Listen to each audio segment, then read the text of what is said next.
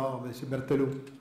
Oui, M. le maire, tout de même répondre un peu à M. Bessette sur son fameux dossier de boue. Il dit que les chiffres ont changé. Je pense que M. Bessette il a juste lui pour pouvoir économiser 2 millions par année lorsque des boues, ça coûte 676 000 par année. Puis là, aujourd'hui, il m'a dit qu'il pourrait économiser 185 000. C'est tout de même une petite tendance. Je suis certain qu'en vérifiant les dossiers qu'on a reçus de l'administration, on va être en mesure de se rendre vers le zéro absolu. J'ai tout à fait confiance au rapport qui nous a été soumis en comité plénier. Je sais qu'on a plus d'absence que d'habitude, mais ceux qui étaient là ont compris qu'effectivement, tout avait été fait dans les normes. L'appel d'offres qu'on avait fait à la suggestion de M. Bessette, d'implants et de lits, c'est exactement ce qui a été fait. Puis le résultat est assez révélateur. Alors, ça sera certainement à suivre, mais j'espère qu'on mettra le couvert sur le bol de toilette une fois pour toutes avec le prochain conseil municipal. En ce qui concerne, on parle un petit peu d'asphalte, parce qu'il se fait beaucoup d'asphalte, mais ce qu'on ne vous a pas dit, c'est que, ou qui n'a pas été précisé peut-être, c'est qu'on est allé dans un deuxième appel d'offres, c'est parce que les coûts d'asphalte sont sortis, je dirais, à 50% du prix habituel. Pire, hein? Fait que ça a permis de faire effectivement beaucoup plus d'asphalte que prévu, malgré que nos budgets ont toujours été majorés. D'ailleurs, M. Dolbeck s'était effectivement engagé en ce sens-là. La dernière campagne électorale, et c'est le cas. C'est passé de 2 millions quasiment à 5 millions, mais malgré tout, il a pu s'en faire beaucoup plus. Parce qu'effectivement, le coût de l'asphalte est sorti beaucoup moins cher. Je voudrais aussi mentionner, tout le monde l'a dit un petit peu, à la campagne électorale, on entend n'importe quoi. C'est vrai, certains candidats vont un peu loin. On lit des fois des communiqués où on dit aussi, je trouve ça dommage qu'on se serve un petit peu d'une campagne électorale pour attaquer des gens, où on dit, on écrit des lettres, où on réagit, où on dit, un parti politique entre autres, où était l'administration de la mairie pendant les inondations. Je trouve ça blessant. Des employés municipaux ne peuvent pas intervenir dans une campagne électorale. Je trouve ça blessant pour eux. Vous savez que pendant les inondations, on avait 300 employés municipaux sur le terrain, qui étaient souvent des sinistrés, qui ont quitté leur famille jour et nuit, qui les ont abandonnés pour aller travailler souvent dans l'ombre. Je pense que c'est un petit peu dommage lorsqu'on voit des choses comme ça. Lorsqu'on regarde ce qui s'est fait pendant les inondations, on sait par exemple qu'il s'est transporté 246 000 sacs de terre, de sable, en plus d'avoir 2000 tonnes environ, 74 000 poches que les cols bleus, les employés municipaux ont ensachées, 20 000 tonnes de pierres. Donc les gens, les pompiers, les policiers qui visitaient les maisons, l'urbanisme jour et nuit pour s'assurer que tout allait bien, qu'ils les prenaient en main. Je pense qu'il y a eu une bonne collaboration, qu'il y a eu de nombreux bénévoles et la Ville l'a toujours salué, toujours levé le chapeau et a remercié, comme le disait M. le maire en juillet 2011, 1000 fois merci aux bénévoles qui nous ont grandement aidés. Mais il ne faut pas oublier que nos employés municipaux étaient là, ils se sont défoncés.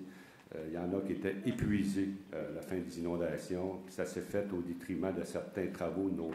Je me souviens, les pelouses étaient coupées dans les parcs parce que tout le monde, les parcs étaient négligés, nos rues étaient un peu négligées, parce que tout le monde avait comme priorité d'être sur le terrain des inondations et aider nos gens qui étaient dans le besoin et qui étaient sinistrés.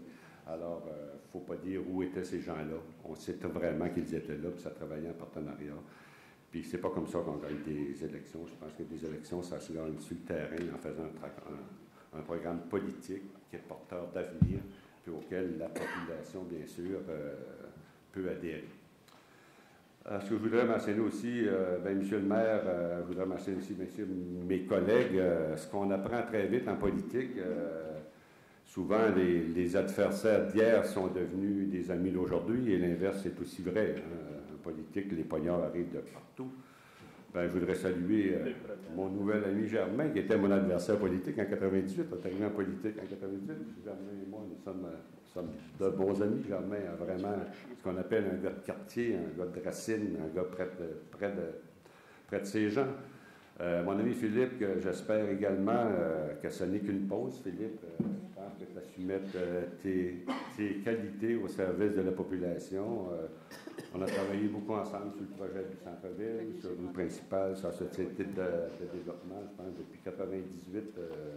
Pendant 15 ans, on a travaillé là-dessus, on voit l'aboutissement. Je pense que, en tout cas, mon chapeau, tu n'as jamais lâché, puis j'espère que ce n'est qu'une pause parce que c'est vraiment le genre de conseiller qu'on aime avoir, qu'on apprécie dans une ville comme Saint-Jean.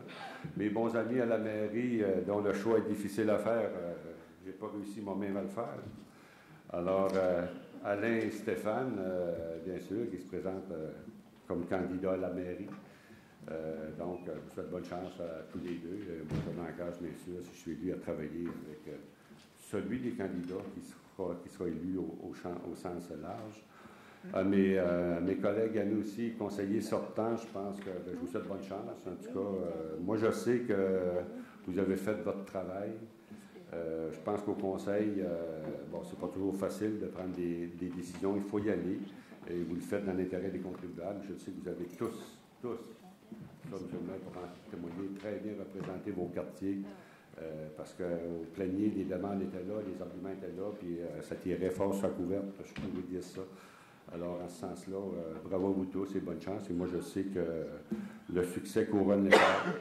Alors, je pense que votre succès va être au rendez-vous. Monsieur le maire, écoutez, bon, merci beaucoup. Écoutez, vous m'avez fait confiance dans de nombreux dossiers. Je pense que, en tout cas, moi, pour les dossiers qui me concernent, je pense qu'on laisse une ville qui est en excellente santé financière. Je pense qu'on a réussi à mettre en place un cadre financier qui est extrêmement important, que le Conseil respecte avec grande rigueur, ce qui fait que les taux de taxes sont maintenus près de l'inflation. Je pense qu'il faut s'en tenir à ça. Je pense que c'est vraiment important.